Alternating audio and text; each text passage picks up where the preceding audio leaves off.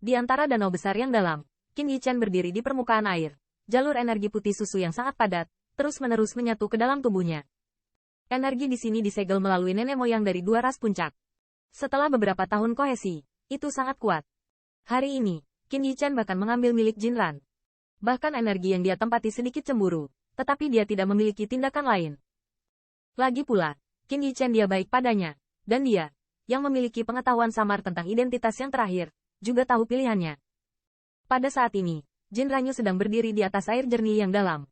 Matanya redup melihat air dalam yang sangat jernih di bawah.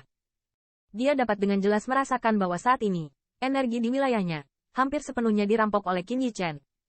Terlebih lagi, kesombongan penjarahan ini bahkan tidak membuatnya bereaksi.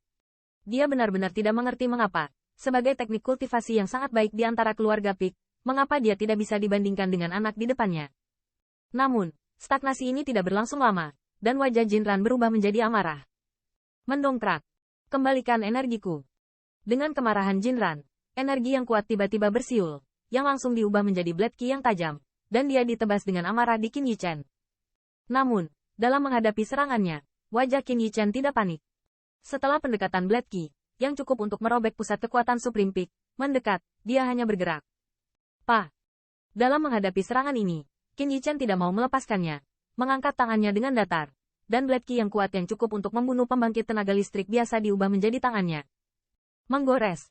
Melihat gerakan Qin Yichen, wajah Jinran sedikit tenggelam. Segera, di matanya, telapak tangan Qin Yichen sedikit mengeras. Jika blade ki yang tajam tidak dapat menahan tekanan, itu ternyata memiliki suara yang tajam. Dan akhirnya, dengan cengkeraman sengit dari pembuatnya, blade ki yang melepuh meledak langsung setelah True Origin yang mengamuk. Bodoh, hari ini aku akan menghancurkan 10.000 segmenmu. Melihat langkah Qin Yichen, kulit Jinran juga sangat suram.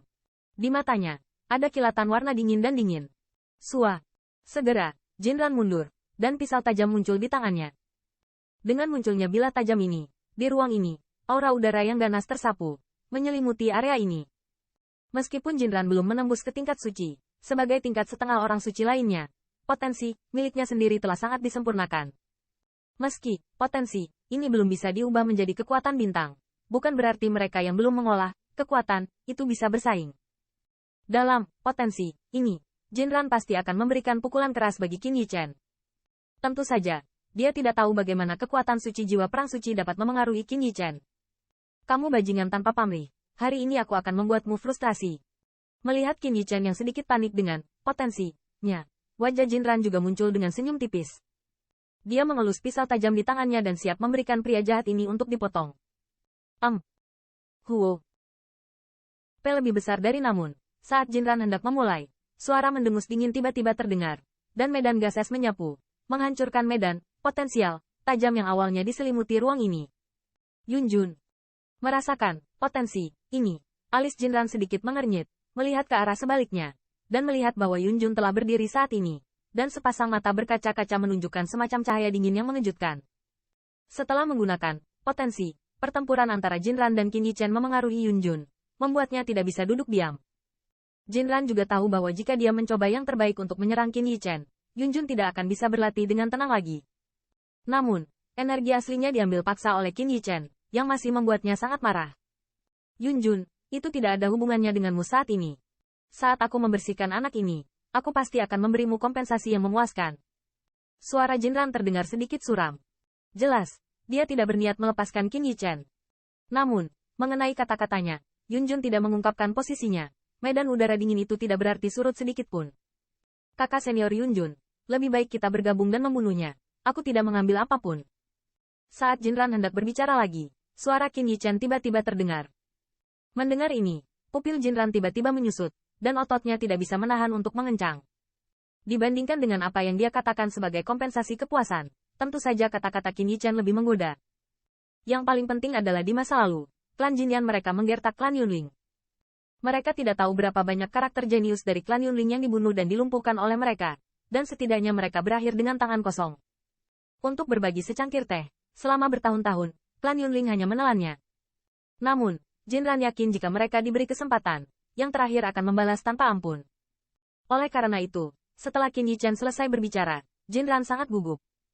Ketika dia mendengar ini, meskipun Yunjun tidak mengatakan apa-apa, Jinran sepertinya melihat bahwa rasa dingin di mata Indah yang terakhir bahkan lebih buruk. Jack, tunggu aku. Pada akhirnya, setelah Jinran mengerang sedikit, mendengus dingin, ladang gas yang ganas itu diam-diam tertutup, dan dia juga dengan keras menatap Qin Yichen, dan sosoknya tersapu langsung keluar. Jinran pergi, dan Qin Yichen tidak menghentikannya. Dia baru saja merampok energi agung itu. Meskipun dia tidak tahu di mana dia bersembunyi di dalam tubuhnya, dia masih gelisah di dalam hatinya dan ingin memeriksanya. Dan Yunjun diam-diam menyingkirkan potensi dingin itu dan duduk lagi. Terima kasih banyak. Melihat ke samping, Qin Yichen berterima kasih dan mengangguk. Meskipun dia tidak takut pada Jinran, setelah Jinran menggunakannya untuk bertarung dengannya, sulit baginya untuk menyembunyikan identitasnya.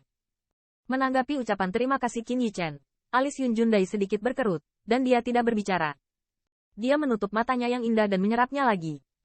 Meskipun Qin Yichen bermaksud menariknya ke dalam air sekarang, untuk keluarga Jinyan, dia memiliki perasaan tertentu di hatinya, dan begitu keduanya benar-benar bertarung, dia pasti tidak akan bisa menyerap energi di sini dengan tenang. Apalagi, sebagai anggota keluarga Yunling, Yunjun tidak peduli dengan kekesalan Jinran.